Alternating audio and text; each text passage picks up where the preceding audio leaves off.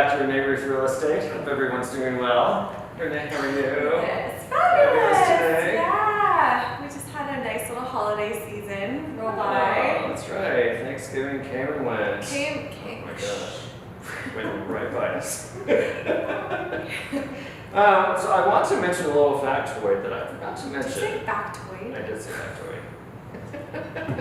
And I forgot to say it a couple weeks ago. And I was so excited. And it never got shared. How So did it even come back to your memory?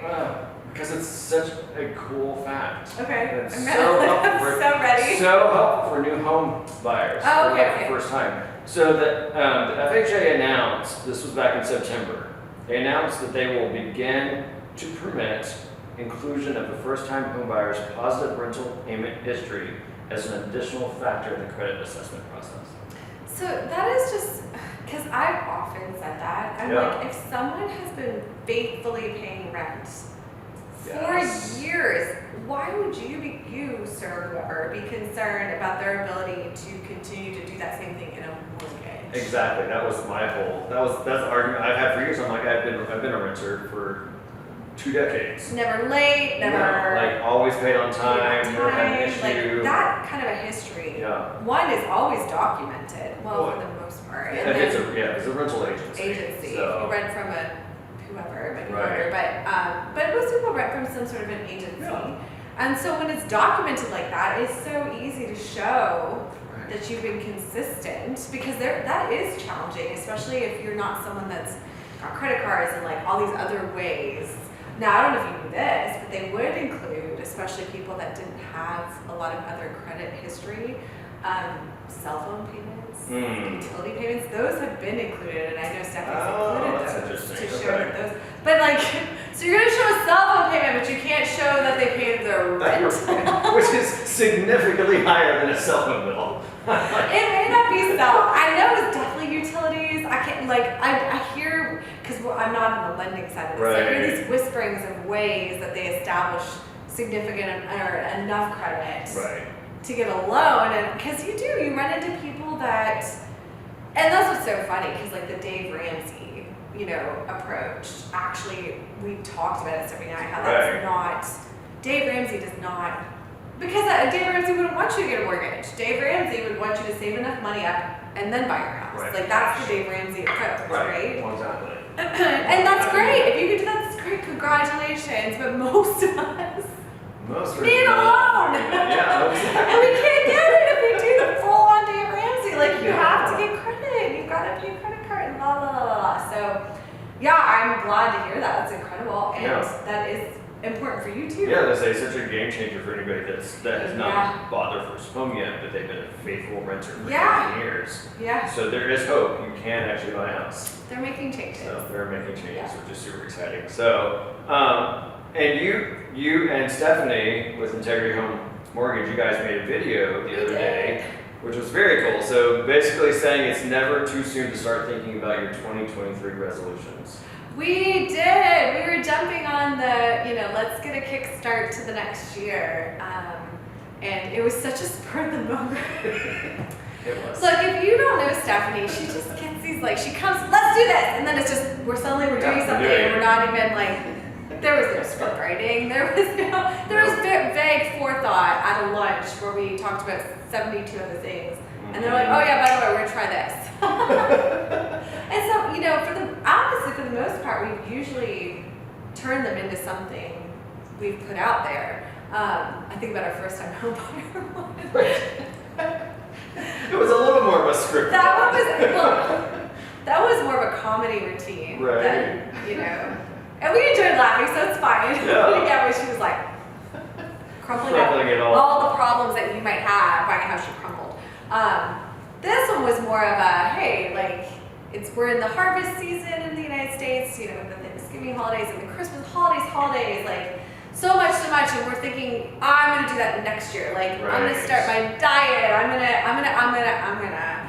And something really powerful in real estate that I learned the hard way with a client, and she and I both learned the hard way with the client. Me more so, because I think as agents we're more hopeful of people's condition. We're more when we want to we have goals and whatever in our business, and then two, we just want to believe that, you know, you wouldn't be looking at a house if you couldn't afford it, right? Like, why would you do that? That's what Zillow's for. Why? When you're not ready. That's what the pictures are for. Why would we go look at them, right? Oh no, you know, there's just so many reasons people, and there's so many, and it's okay, like we can go look for fun, but when it's not fun is when somebody's looking for fun and then finds something they love, and then the heartbreaking moment of you can't get this, you know, and oh, by the way, you're not going to be able to get it for another year, another two, you know. And I was talking to Fred about this the other night. You know, he's just gotten his license this year, and he bought his second home through me.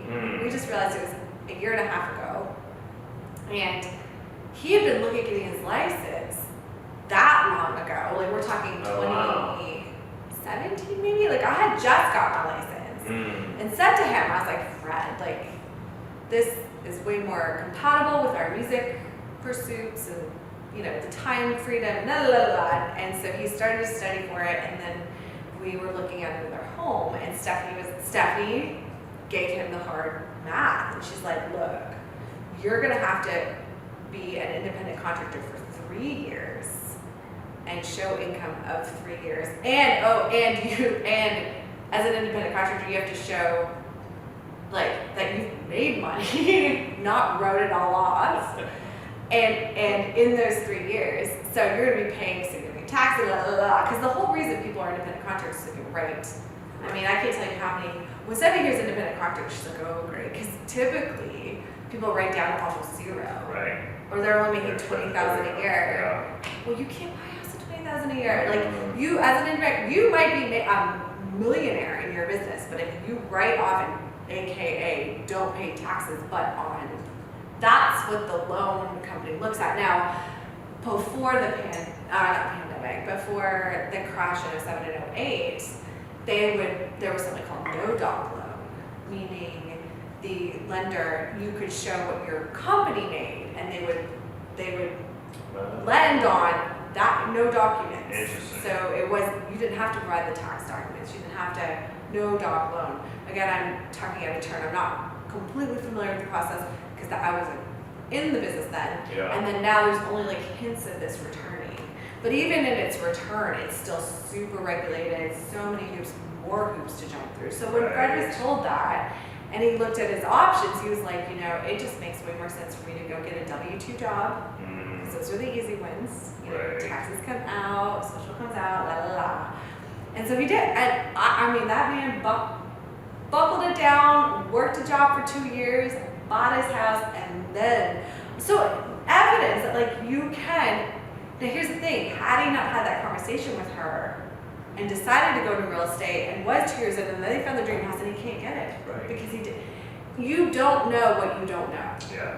And you can't know it until you have a conversation with people who know what you don't know, right? Like a lot of knowing and not knowing in this conversation, and you know, and that's why I end so many conversations about this brokerage, like about anything. You don't know whether it's for you or not for you until you explore something. Yeah. And as a first-time home buyer, you really don't know anything. No. And the most important thing is, and this is what we made the video about in the end, was credit. You know, because credit takes time to repair. Yeah. You can't fix credit overnight. So you can't go buy your dream home and then find out your credit isn't good and then repair it in time to get the dream home. That usually doesn't work. Right.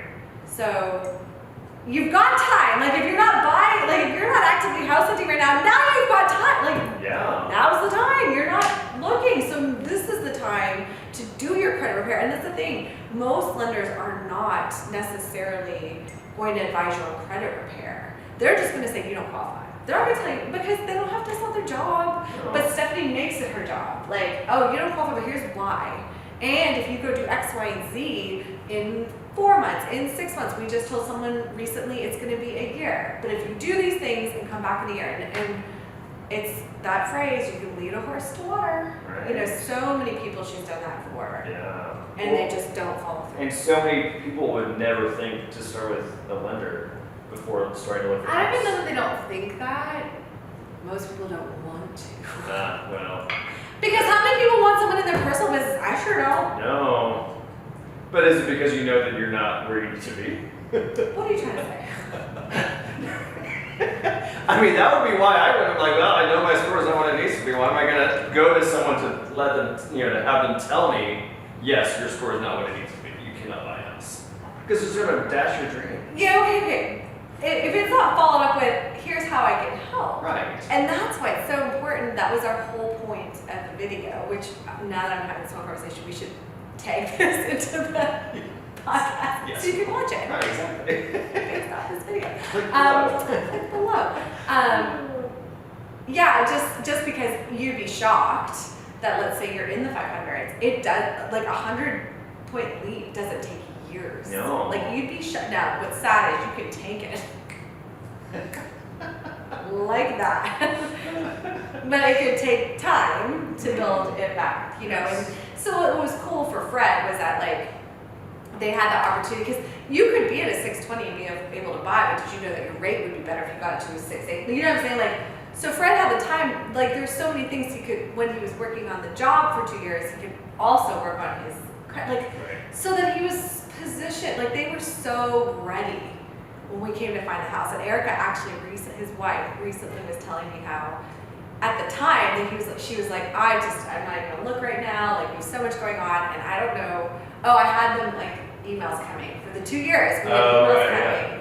Just because I said, you know what, let's keep an eye on what the market's doing, how much our house is costing. We have to wait. Right. So you can't be upset about the things you can't control, So when the pandemic hit, everything was, and so then, it ended up being 2021 till they could buy. And they were just kind of like, because things were just flying and they didn't want to fight. They're like, oh, we're ready, but now the market's insane. Mm-hmm. And it was like, again, like we all say it's a God thing, because this house, so the owner ended up telling her that they felt like their agent didn't like the house. Like, didn't care if it sold. And I will be honest, like the pictures were so sad. Like I remember, and she said she got it and she passed it, right? And I think Fred said something, but she was like, because the colors in the house were horrendous. Like it wasn't like it was, that's the thing, it was dated and the colors were loud. But I remember I flipped through it and I was like, that's good square footage for that price. Like, and that's a great, like I'm looking at it, in price point and resale, da-da-da. So I called, I was like, we should really go see this. And she's like, okay. And it was just, she said, I was ready to just hang it up. And I mean, they walked into this place and I was amazed. The photos, we said it the whole time, the photos don't do this house justice, which, if you're listing, look at the pictures of the agents who are taking photos you like. Use them. Yeah, seriously. If you use someone who's not doing good photos, that's what you're going to get. Yeah. And that ended up being the greatest thing for them, because the house had sat, so they got close. They got, like in a market where no one's getting it, they got all these things, and it's just because it wasn't marketed well. The pictures were horrendous, and the house was actually super charming. I mean, the paint was loud, and that's the other thing, is having an agent that can help you think it through. Right. Paint can be changed. Paint can be changed. Square footage, not so easy. No. Location, not so so easy. easy. Like so many, like they had this blackout face. It just was so much about that house. And so, even now they're a year and a half in, they're just like, we are so in love with our house. Like, that's amazing. Yeah. That's amazing. But again, I just told you the journey of one person. It was a 3-year journey. Yeah. And they're my friends, right? And it's not like I ignored them. It was just like, okay, we're not ready. Let's set all this up. You do your work, and then we'll talk when you're, and I wasn't like, and that's the thing, like you've got to be self-driven, because it's not like Stephanie and I are calling you every week. No. Did you stop? Did you pay your credit card? No one's doing this for you. No, like you've got to it. figure out how to pay your bills. Mm-hmm. Like that is just life. I actually was reading, the person that created The Secret wrote a book called The Power, and they were talking about bills. And I think oftentimes when bills come in, especially if money is tight, you see the bill and you're like, oh, like there's this immediate negative feeling. And I remember when that, like, I speak as someone who was in severe debt recently.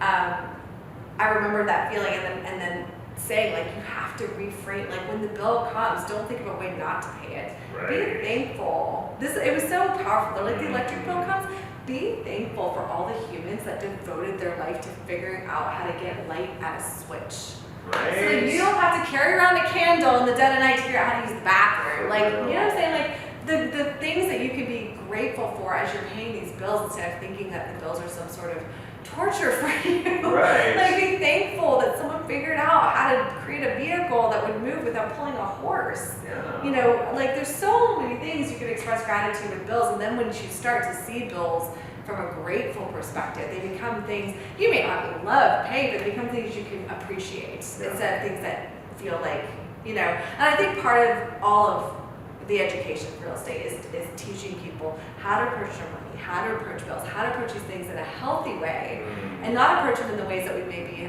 saw our parents do or heard our parents, you know, not following negative pathways that we were shown or taught or told. So, and then teaching that generation, our generation, to teach the next generation how to do this better, you know, like approach these things better. No, absolutely. No, that's amazing. So, I mean, again, you know, get in touch with a lender first. Please. Know what your situation is, so that because again, it wasn't like they weren't able to look at houses online. They were still getting them regularly, and you can get that knowing what the end goal is. Yeah. Knowing, all right, we've got to get the score to this point. We've got to get this stuff done. We can kind of keep an eye on I houses. also said to them, like, when those emails come through and you see a house, check your score. like use it as an opportunity to see, like your pulse. Where's your financial pulse? Like when you say, you know. And I said to them, it's not like you have to do this for the rest of your life. Like you can, obviously we've learned you can take your score and bring it back. So once you get the house, if you want to take your score, take your score. Right. They're not gonna take the house away, but at least, you know, you've got to do some of these things at different points in your life. I'd like to think that once you get, you know, used to checking your financial pulse, you continue to do that, you know, and then teach others how to do that. But yeah, like setting up triggers, you know, it's like, well, you see a house you like, go look at your score. It's not getting better, it's been a couple months, call, stop. Like, that's the thing, like, the whole end of the video is you're not an island. No. You don't buy a home as an island. You're not successful as an island. Nobody does anything as an island. Yeah. Everybody does it as we need each other. Yeah. And so get your community together. Yeah, to grow. Absolutely. Well, thank you. Oh, that was amazing. That was so fun. Yeah. So get ready for 2023. Know what your goals we are. We can do this. We can do this. Do we not have a fun fact? We do. You ready? Yeah, I'm ready. Fun fact. All right. Because I was like, the one time that you didn't have one. Now I'm like, we're so panicked. and I'm racking my brain for like a great fact. I'm like, what do I do? No, we got one. All right. So the smallest house in Great Britain. Chad wants a tiny house. Right, but not this tiny. Oh, okay. Smallest house in Great Britain. It's in Wales. Yeah, it's in Wales. Of course, the British would do. It is 72 inches wide, 122 inches high, and 120 inches deep. That's called an outhouse. Right. Chad, what is it? Yeah. Wait, what's 72 inches wide? That table's 90 inches. Yeah, so. Okay, so what was in it? No, it was a full house. No, it's not. Yeah, but it was stacked. So, like, it looked like it was like, I don't know how they had it configured. How would you but put stairs? Is tiny. It was built in the 16th century. What? Okay, Yeah. First of all, people were a lot smaller back then. They were small back then. And it actually housed, like, over the years, it actually housed multiple families. So it wasn't like one person was living in this house, like a family was living in this house. Can we drop a link to this? Right, yes. Because I fully need to Is see that not this insane? house. So, and it's currently being used as a tourist destination. So, I want to go. yeah. I fully want to go. Yeah, it was funny because what ended up happening was they were actually trying to get it condemned because of how small it was. And Over its size, Yeah. or not over its condition? No, and the guy that was living in it was like, that's absurd, I'm gonna fight this. So He was living he literally went around, it was like measuring houses to prove that this was not the tiniest thing that there was, which I mean, of course it was. But he was wrong, it was the It was tiniest. one, yeah. But it was livable, so, but it's been turned into a tourist I have so destination. many questions. Was there a kitchen? Did they bathroom 1600s? There'd be no toilet. Did they put a toilet? I have so many questions. Right. We're gonna have to check the link. Yeah, we'll find out. We'll find out. Chuck below. Well, there we go. Thank you for joining us. Thank you. We'll see you next week.